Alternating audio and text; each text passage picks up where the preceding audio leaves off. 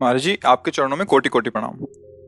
महाराज जी, कई साल वीर्यनाश करके मानसिक रोग से ग्रसित हो चुका हूँ। पिछले 5 महीने से वीर्यनाश नहीं किया है, फिर भी नकारात्मक सोच नहीं जाती। महाराज जी, जोशी ने बताया कि सब शनि और राहु का प्रभाव है। कोई शनि राहु का प्रभाव नहीं।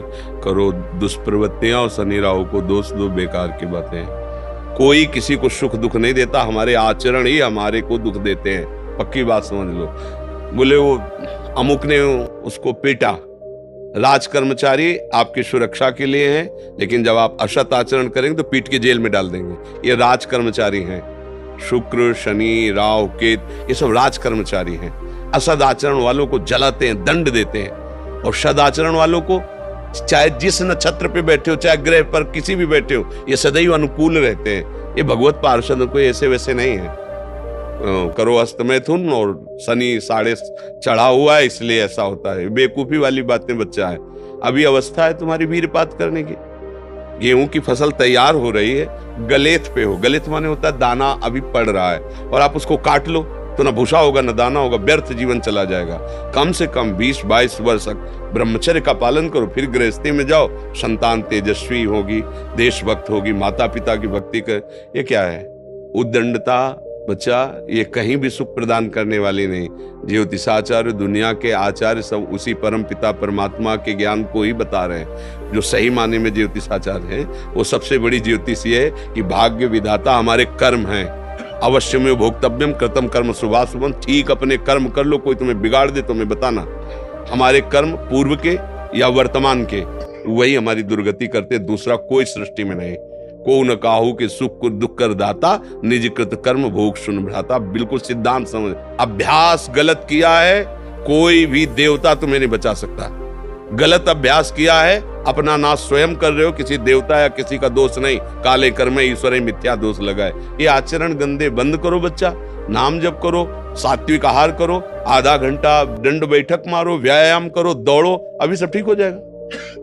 अरे पीछे गलती, यद्यपि ये गलती ऐसी पूरे जीवन भर भोगना पड़ता है, क्योंकि बाल्यावस्था का वीरपात बिल्कुल जीवन को नष्ट कर देता है। इसीलिए बालकों को गुरुकुल में रखा जाता था, चाहे वो राजकुमार हो चाहे किसी का बालक हो। वहां वो एक साधुता से जितेंद्रीय होकर के फिर गृहस्थ धर्म में जाता था। 10-20-50 वर्ष गृहस्थी में रहा, कुछ उसका बाल बाका नहीं हुआ, फिर वो विरक्त होकर के आंतरिक, फिर वो जितेंद्रीय होकर के परमात्मा को प्राप्त कर ले। आज हमारी बाल्यावस्था से मोबाइल का संग है, गंदे बच्चों का संग है, अब ये गंदी आदतें हो गई, सर्वनाश हो गया। अब सोचो, ये अवस्था तुम्हारी चिंता सुख से ग्रसित होने की है, आनंद में उमगने की है। अभी नौ किशोर अवस्था है, ये तो मस्ती वाली, क्योंकि मस्ती हटा दी, अब रह क्या गया जीवन में। ये जो लोग समझते हैं ना कि जैसे खून निकलवा लो तो खून बन जाता है, बहुत गलत बात है। वो दान देना, वो महीने में वो बात एक अलग है, लेकिन सप्तम धातु वीर एक मन शुद्ध सात्विक पौष्टिक अन्न के बाद एक बार के लिए तैयार होता है। और यहाँ बच्चे खिलवाड़ में 2-2 3-3 बार रोज। अब क्या होगा? उनका हड्डियों तक की सामर्थ्य नष्ट हो जाएगी, कुछ दिनों बाद देखना बंद हो जाएगा, ऐसे चौंधियाने लगोगे, खड़े होने में चक्कर आएगा, कमर दर्द करेगा, पैरों में टूटन बनी रहेगी, दिमाग में टेंशन बनी रहेगी, पढ़ोगे तो कुछ याद नहीं रहेगा, स्मृति नष्ट होने लगेगी,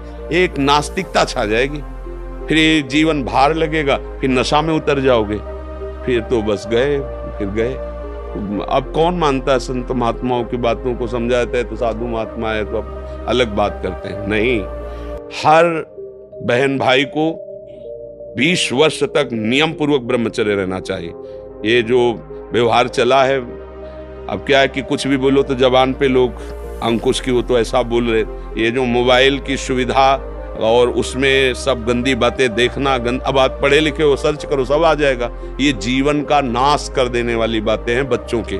माता पिता को इन पे सावधान रह करके अंकुश करना चाहिए, क्योंकि वो इस समय उन्मत्त हैं बच्चे, उनको वास्तविक सत असत का ज्ञान नहीं है, तो वो अपना ही अहित करने के लिए अपना सुख समझते हैं। अपना अहित कर रहे हैं, अपना सुख समझ रहे हैं। ये तो कहो भगवान की आपके ऊपर कृपा है जो आप हिम्मत करके अपनी बात यहाँ कह रहे हो। पर फिर भी अबलो नशानी अबना न से हो, सावधानी से चलो। पर हम जो कह रहे हो मानो। आधा घंटे व्यायाम निश्चित करो, सबको करना चाहिए, चाहे स्त्री शरीर हो चाहे पुरुष शरीर हो। एक बार शरीर को बहुत एक्टिव करना चाहिए। ये शरीर हम नहीं है।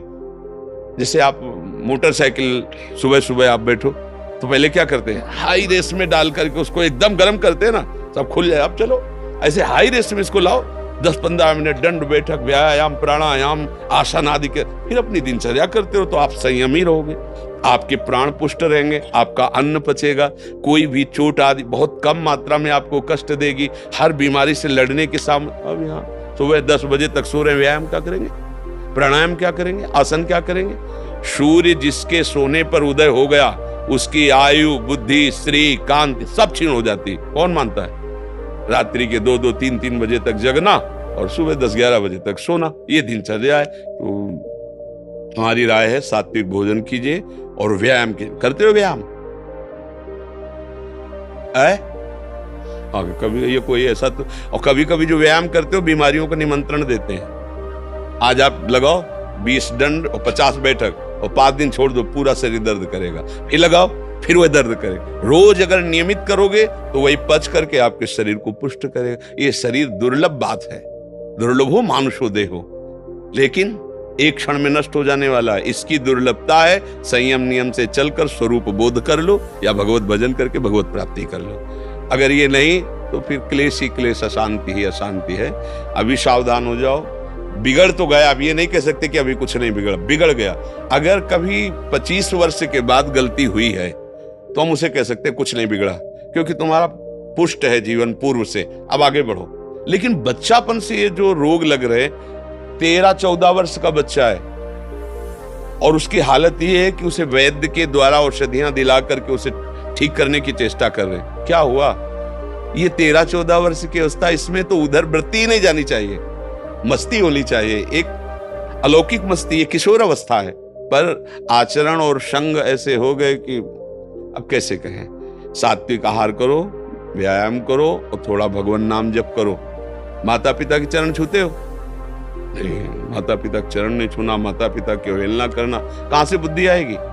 अपने बुजुर्गों को प्रणाम करना, संतों को प्रणाम करना, माता पिता, रोज बुद्धि शुद्ध होती है। प्रातः काल उठ के रघुनाथा, माता पिता गुरु नाम ही माथा, ये सब लिखी बातें रह गई। नए नए बच्चे हाय हेलो शुरू है, मिलेंगे तो क्या कहें? पहले कहते जयराम जी की, नहीं गांव में कहते थे राम राम भैया, राम राम कहते। अब क्या कहते? हाय तुम्हारा दुर्भाग्य हमारा दुर्भाग्य। ले बच्चे नहीं कहते हाय, हाय डालते हो कब का? हाय ये हो गया, मतलब बुरे को कहते हैं हाय। और यहाँ शुरुआत में भी कहेंगे कि हाय, कि हमारा तुम्हारा दोनों का दुर्भाग्य है हाय। और पहले कहते राम राम, तो वो भी बोले राम राम भैया राम राम। 4-6 बार नाम हो गया, कितना मंगल नाम हुआ। पहले नाम रखे जाते थे, राम कुमार, शिव कुमार, कृष्णदास, ऐसे। और अब क्या नाम? गप्पू लप्पू, जब तक क्या नाम, मतलब उनका कोई अर्थ नहीं, कोई महत्व नहीं। ये माया का खेल बड़ा विचित्र है, फंसाता चला जा रहा है ऐसी जगह जहां कहीं भी। अरे नारायण नाम पुत्र का रख दिया तो उसको भगवत प्राप्ति हो गई। अंतिम समय याद आ गया पुत्र की और बुलाया नारायण, तो भगवान के पार्षद आ गए, कथा है, बचा लिया। अगर हम परिवार में भगवान नाम रखें, थोड़ा नाम कीर्तन करें, भगवत चर्चा करें और बच्चों को बैठाल के संकोच न करें। माता पिता को चाहे, एक जानकारी के भक्त, वो अब सन्यास ले चुका है बच्चा, उसकी माँ ऐसे समझाती जैसे मित्र से कि देखो बेटा तुम जवान हो रहे हो, तुम्हारा मन ऐसे भोगों की तरफ जाएगा, ऐसी ऐसी क्रियाएं भोगों की होती हैं, क्या तुम शुरू कर दिए? तो उसका नहीं मम्मी। क्या तुम्हारे मन में ऐसा आता है? आता तो है, बिना हमारे, हम तुम्हारे मित्र भी हैं, तुम्हारी माँ भी है, बिना हमारी अनुमति कि तुम ऐसा मत। आज वही सन्यासी है, वो जब हमसे बात करे तो हमका प्रणाम है तुम्हारी माँ को। बोले मुझे अगर संभाला तो मेरी माँ ने संभाला। मतलब बचपन से बैठाल कर हमको सारी बातें बताती रही कि ऐसी ऐसी गलतियां होती, ऐसी ऐसी बात होती, तुम्हारे अंदर तो नहीं, तो हमका इच्छा है पर अभी नहीं है। आज उसने उसको सन्यासी बनाकर खड़ा कर दिया, भगवत मार्ग का पथिक बना दिया। मंदालसा ने अपने 4 पुत्रों को ब्रह्मबोध करा दिया। माता पिता का प्रथम रोल होता है। अब वो शर्म लिहाज इसमें क्या करना? बच्चा हमारा गड्ढे में गिरने जा रहा है, हम शर्म लिया, बैठा लो उसको पास में। देखो मोबाइल में गंदी चीजें तो नहीं देखते, गंदे बच्चों को संग तो नहीं करते। अगर आप ऐसा करते हैं तो नहीं करना चाहिए। उनका मैसेज देखें, उनका मोबाइल देखें, उनकी चेकिंग करें, उनकी मानसिकता को समझे। गलत हो गए हो तो उनको प्यार दुलार से, बड़ी कोई बात नहीं, गलती सबसे होती है, सुधार करो। मतलब उसको इतना पुष्ट करो कि वो बोझा ना लादने पावे और आगे निकल जाए। भाई इतनी फुर्सत का है माता पिता, वो अपने ही मनोरंजन से फुर्सत ले, वो अपने ही मन को संभालने में परेशान है। इसलिए अच्छा है बच्चा, सावधानी से चलो, अब कभी मत करना। क्योंकि इस क्रिया में क्या होता है कि नस नाड़ियां इतनी कमजोर हो जाती हैं कि फिर आगे चलकर आप करोगे भी नहीं, पर वो शक्तिपात हो जाएगा, मतलब नष्ट हो जाएगी वीर शक्ति। वो आपको ऐसा लगेगा कि हमने तो कुछ किया ही नहीं, और वो ऐसे हो जाएगा। मतलब नस नाड़ियां, ये हम अनुभव की बात कहते हैं जो हमसे मिले हैं साधक, कि स्नान कर रहे हैं, कोई हमारी क्रिया नहीं हुई, पर ऐसे हम सोने जा रहे हैं पर कुछ क्रिया नहीं, ऐसे छू गया तो ऐसे बिल्कुल शक्तिहीन हो जाता है। तो ये अपना नाश करना है। कुछ दिनों बाद नींद आना बंद हो जाएगी, कुछ दिनों बाद दिमाग में निगेटिव केवल रह जाएगा, नकारात्मक सोच रह जाएगी। ये जो दुर्दशाएं हैं ना, तभी हम कहते पहले तो हम देखते थे कि 10, 20, 50 लोग गांव में तो ऐसे होते थे लंगोट बंद लड़ने लायक, क्योंकि गाय भैंस का दूध पिया, दंड बैठक मारी, ये बातें, मोबाइल था ही नहीं। 30-35 वर्ष से मोबाइल चला होगा, है? इससे पहले नहीं था।